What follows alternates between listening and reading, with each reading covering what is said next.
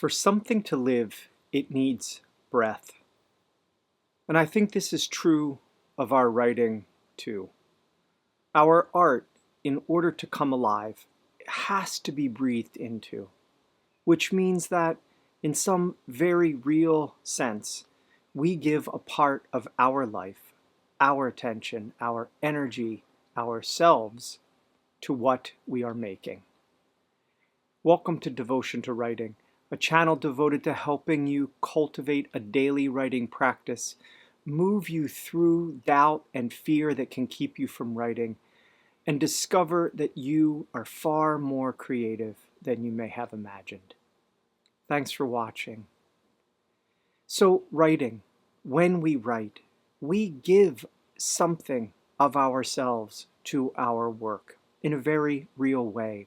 We give it time, we give it our body, we give it our breath, but perhaps most importantly, we give writing our attention.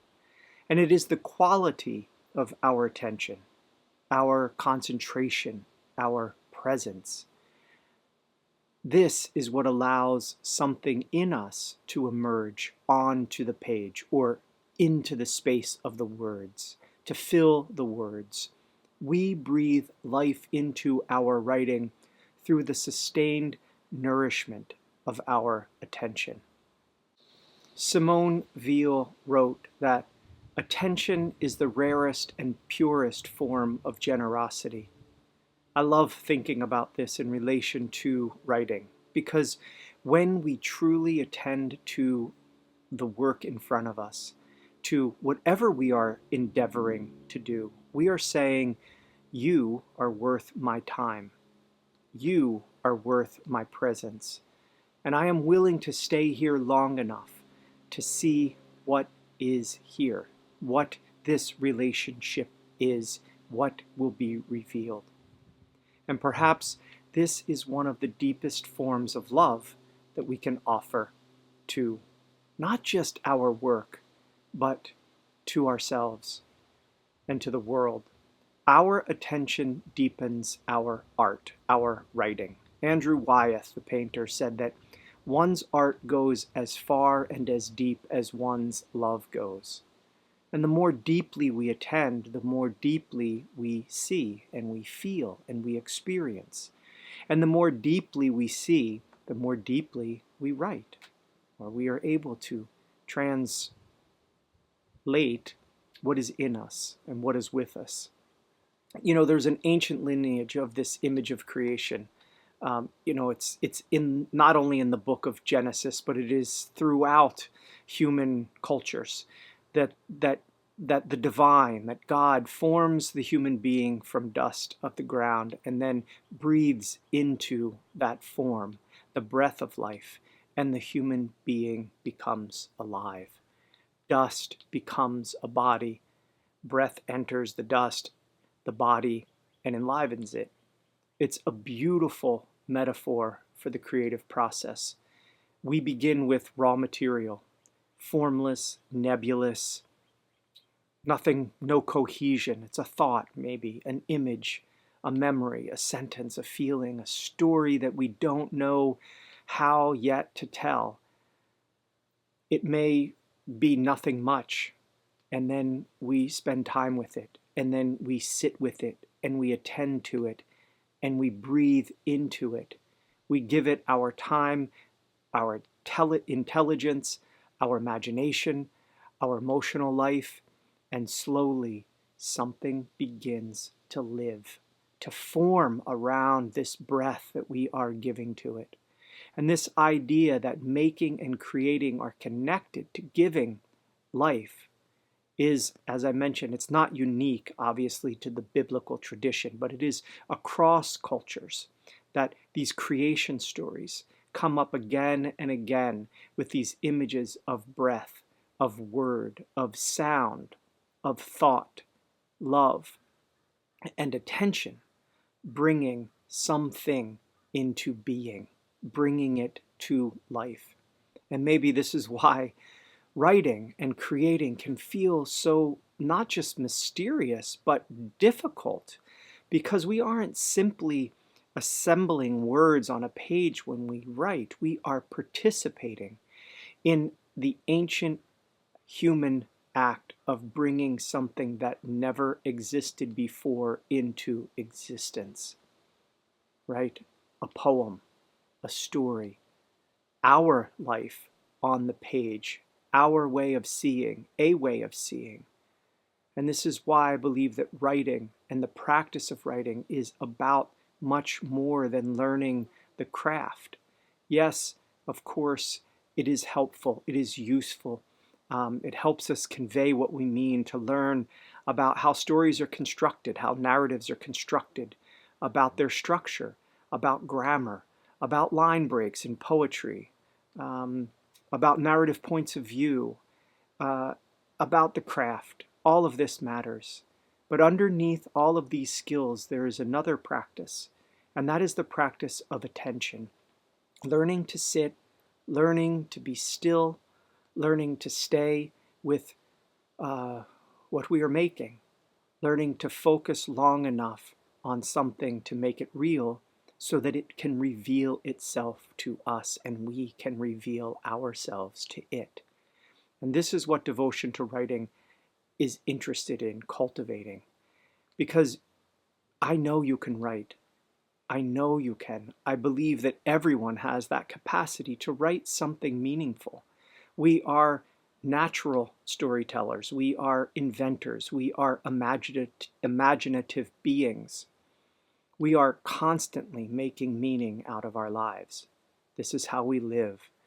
The problem usually isn't that we can't write or that we aren't creative. The problem is that we don't stay with the creative process long enough, that we aren't trained, we haven't trained ourselves to sit and to be with our creations long enough for them to come alive. We don't give ourselves enough uninterrupted attention, quality of attention. And we don't develop, therefore, the discipline of returning again and again and again. And this discipline is the devotion, and the devotion is what flowers all of this. And not just our writing, the devotion to whatever it is that we are interested in, are giving our attention to. That love of our attention is what flowers everything. Most of the people I work with, they don't fail to write because they have nothing to write about. They don't, because they don't have an interesting story or poems or an imagination. They do. We all do. They fail to write because they haven't yet developed the practice of staying with what they have to say, to stay with their visions, to stay with their dreams, to stay with that inkling, that seed that is yet unformed, and breathe into it, that dust, and give it body and give it life. This is where devotion comes in. Devotion is rigorous. If you aren't willing to be rigorous and disciplined, you likely won't write what you want to write. Devotion says, I return. And I return not because or when I feel inspired, and not because I know what I'm doing or why I'm doing it, but devotion returns because it is devoted, or we are devoted, because we come to write. We know that we want writing in our lives, and so we devote ourselves to the endeavor of writing. There is something beautiful in this ancient idea of related to bhakti yoga, the path of devotion and love. And bhakti is traditionally understood as devotion to the divine, a practice of orienting your heart and your mind toward the beloved. But its ancient root also includes surrender, love, and devotion toward any endeavor. So we can borrow something, I think, from this bhakti tradition as writers, not to turn writing into a religion or a spiritual practice even, but just to understand writing as something that we participate in and have a relationship with. And we have a relationship too with our creative self, with this mystery, with this awareness that we are. A relationship that we endeavor for, a relationship that we tend, and one that asks something of us, because whatever we are devoted to asks something of you. So show up. It asks you to show up, regardless of how you feel, and regardless of whether you feel inspired, regardless of whether you think that what you are writing or making is any good, or whether anybody is going to read it or it's going to be published, or blah, blah, blah. But you show up because you are simply devoted to writing. Devoted, therefore, to yourself, to creating yourself, and to the creative process, and to whatever emerges from you from that time that you spend at the page, that you are devoted to discovering what is waiting inside of you, this treasure that is inside of you. And there is, if you have not discovered this already, there is treasure inside of you, the most abundant, beautiful richness, I promise. And this is what devotion brings you to. This is what the devoted practice can bring you to, whether it's the devotion to writing or the devotion to gardening or devotion to a divinity. Because perhaps writing is ultimately an act of connection, or our attention, our undivided attention, is an act of connection. We write, we attend to connect with what is ourselves, and also bigger than this limited self that we have imagined for most of our lives. This limited self that we have imagined we are. We connect with something greater than us, some beauty, a love.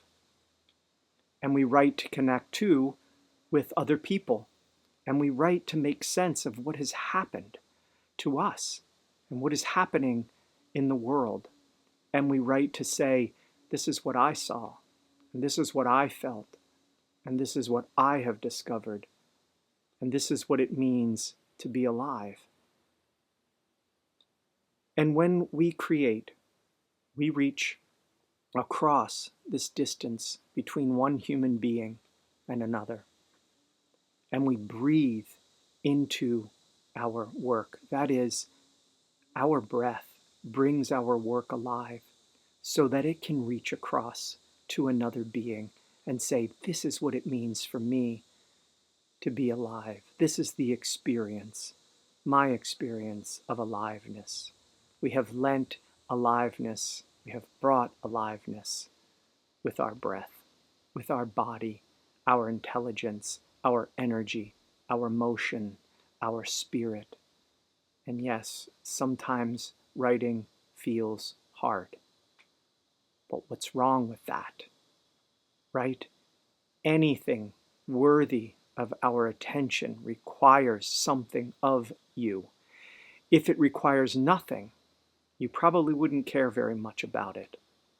The difficulty is not necessarily evidence that that you're doing something wrong, right? It's not that you're doing something wrong that writing is hard. Sometimes it's just hard simply because the price of giving yourself fully to something is arduous. It requires of you. So I'm going to leave you with this question today. What are you breathing your life into? And not just in your writing, your life. What are you giving your attention to? And what are you giving your time to? What are you giving your energy to? What is receiving your breath? So just take a few minutes right now to sit and write into this. Sit someplace quiet and write about that question. What am I breathing my life into? And if you discover that your breath is going somewhere that feels like a waste, don't judge yourself, don't get frustrated, just write about that. and write about where you would rather be directing the breath, the attention. What would you like to breathe life into? What wants your attention? What wants your devotion? And then, perhaps, make one small place for that thing in your day today. Sit down and begin, and return tomorrow, and the next day, and the next day, and devote yourself. This is how a practice becomes a life, and how a life becomes a body of work, grows into something beautiful. If you'd like some support in developing your writing practice and cultivating your devotion, I'm offering a 5-week Zoom workshop on Tuesday evenings beginning in early September. You can visit devotiontowriting.com for more information, and you can also register there at devotiontowriting.com. Again, this is a 5-week workshop. It does not matter what genre you're writing in. It doesn't matter if you don't know if you're writing in any genre. It doesn't matter what level of writing, where you feel you are in your writing, or what level you think you are at. None of that matters. The objective is simply to get you to the page, to help you come to the page daily and sustain a writing practice. So I'd love to meet you there. If you have any questions, feel free to message me. And until then, I hope you write deeply today. And I hope that you remember you don't have to become creative. You already are creative. Your work is to give your creativity, your writing, your attention, your time, your breath, your devotion. And if you do that, I believe something beautiful will emerge. I know it will emerge. And not because everything that you write will be perfect or good, but because beautiful is what you are. Blessings.